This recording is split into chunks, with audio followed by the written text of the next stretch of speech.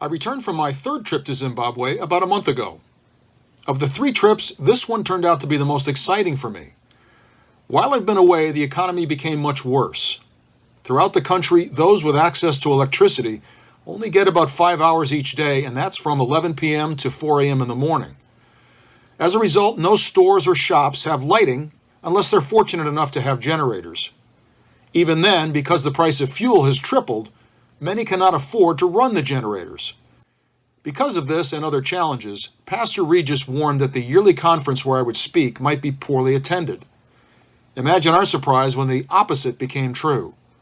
The conference was an amazing success. Afterward, we traveled to Zimbabwe to see firsthand our well in operation. People in the community met us with joy and gratitude. Part of the reason for our trip was to turn the well over to the stewardship of the leaders and government officials in that region. They will take some of the responsibility to ensure that the system continues to flourish and operate. We will be installing the final phase in about a month to complete the system and then develop the farm to provide food for members of the community. At the dedication ceremony, Regis shared the gospel and invited people to come to Christ.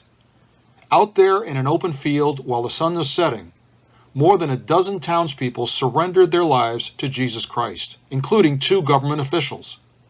Several had never been open to hearing about Christ, but seeing the well system functioning realized that Christians took action to help their community. The well system itself played a huge role in winning many to Christ.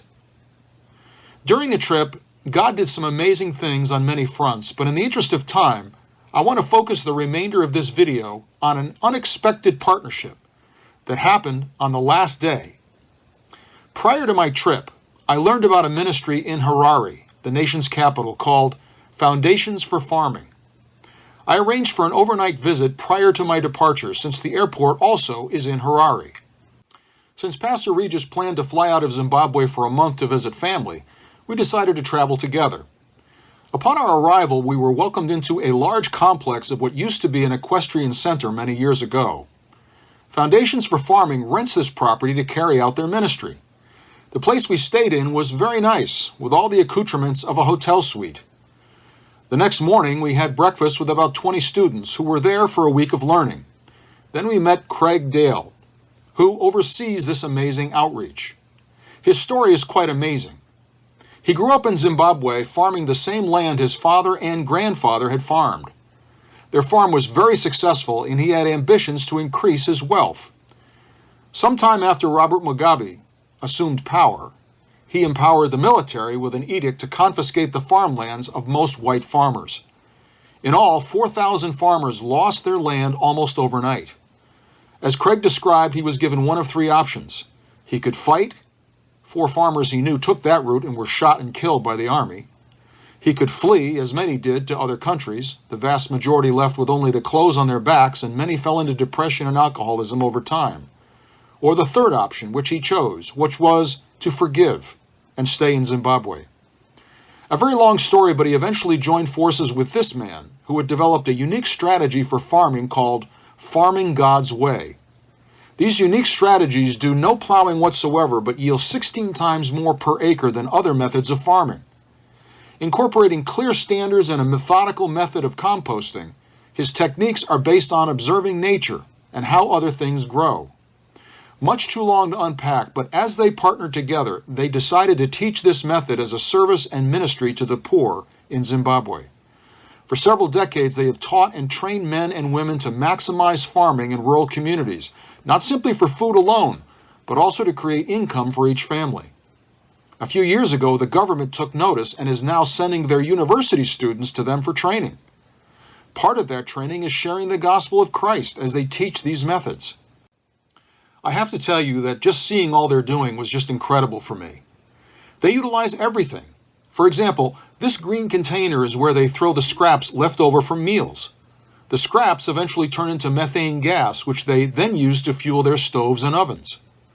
This chicken coop only houses 20 chickens at a time, but the chickens are healthy and safe from predators. No human hands ever touch the chickens, and over their lifetimes, they produce 5,000 eggs. Through the complex, you see amazing innovation and attention to detail to show people how to be stewards of the lands God has given them. As we spoke, both Pastor Regis and I could see how Foundations for Farming is the perfect complement for Wells for Zimbabwe. Their trainers are all Zimbabweans who speak the language. They will go on site to train poor farmers in these methods. Even more exciting, they have over 20 centers throughout Zimbabwe, one in Chiredzi, where I spoke at the conference. Our focus will be to partner with Foundations for Farming to help the well systems become profitable in each community. I end this video series with an appeal to you. Would you like to make a lasting impact in the lives of the Zimbabwean people? In our day, there's a fair amount of corruption associated with certain mission projects. Oftentimes, you really can't tell whether your funds are being used properly. Wells for Zimbabwe and Foundations for Farming are nonprofit organizations that can demonstrate for you that they do what they say. Would you consider a tax-deductible donation to Wells for Zimbabwe to help us in this enormous task? Each well, as mentioned earlier, costs anywhere from $9,000 to $12,000. I'm thankful that we are nearing completion of the first well, but we really can't afford to build a well system every 2 years. People are literally starving right now. My dream is to get many well systems functioning immediately. Plans are underway to take a team back to Zimbabwe next year and monitor the progress. Thank you for watching. I'll leave you with all the information you need to help. And God bless you as you pray about what He would ask you to do by faith.